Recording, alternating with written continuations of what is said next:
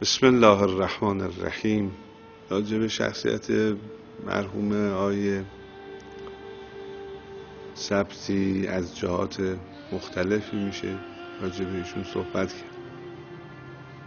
ایشون آرام بود، دارای یک قاطعیتی بود در کار خودش، دارای یک بصیرتی بود نسبت به مسائل اجتماعی و مسائل سیاسی.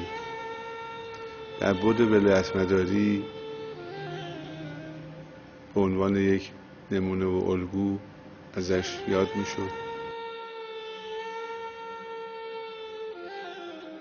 یکی از ویژگی‌های مرحوم آقای سبتی این بود که ما باید برای انقلاب اسلامی کادرسازی کنیم، یعنی باید افرادی رو تربیت کنیم که اینها به درد نظام و انقلاب در آینده بخورن.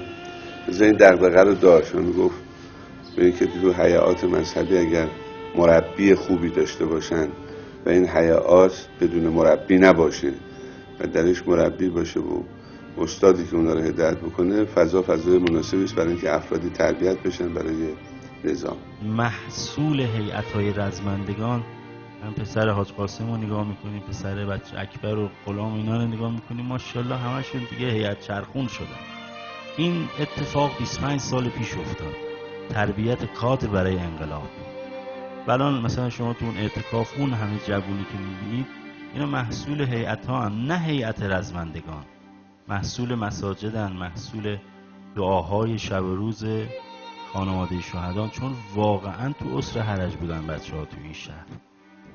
بنده لدالورود تعدادی از افراد به من پیشنهاد درس اخلاق رو دادن در استان که برنامه کلاس اخلاقی رو داشته باشیم و اینها.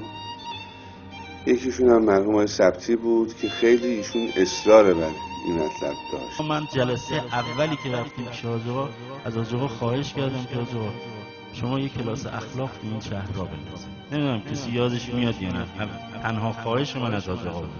الان چهارشنبه ها حاج آقا کلاس اخلاق داره. واقعا از بچهای هیئت رزمندگان توقع داریم که ستون اول باشن، صف اول باشن با کادر هیئت. احترامش به علما، تو کار خودش بحث مداحی و مرثیه سرایی، بنده تا اون مدتی که با ایشون برخورد داشتم ندیدم دروغ بخوانه، خلاف واقع بخوانه. بناش بر این بود که در قالب مرثیه سرایی سنتی با شرایط لازمش انجام بده و بخوانه. بگذر هفته من حسرت کرب و بلاست، منم و داغ زیاره، من و داغ سفری. اسمش عباس بود. ویژگی هایی رو به نظرم از سمیع خودش بهره برده بود.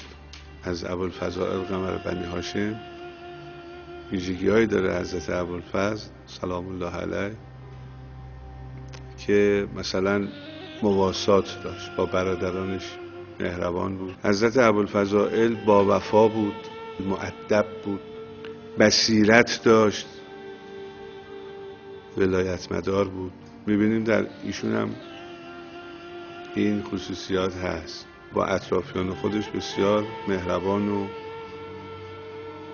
کمک حال افراد بود. من قسمتی از کارهای ایشون رو به جمله خبر دارم که دستگیری هایی داشت و توجهاتی رو به افراد داشت و به نظر در دوران زندگی خودش تا اونجایی که توانسته بود به وظایف خودش عمل کرد. دوران جبهه جنگ خب ایشون افتخار جانبازی دوران دفاع مقدس رو هم داشته.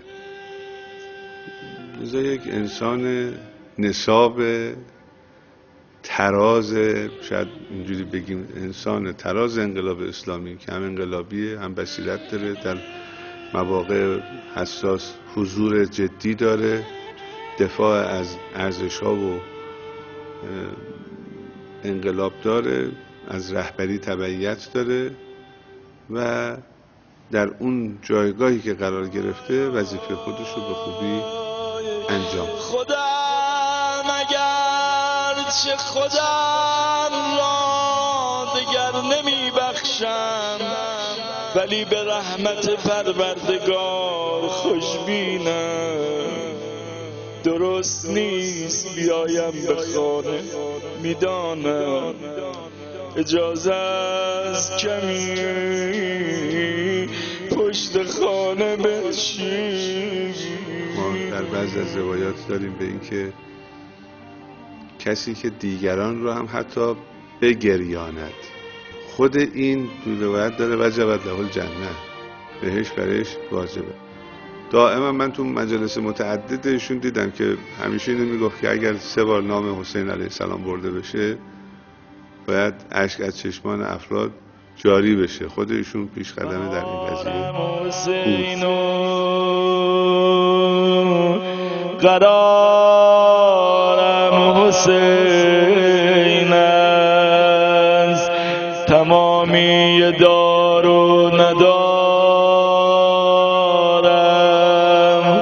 حسین.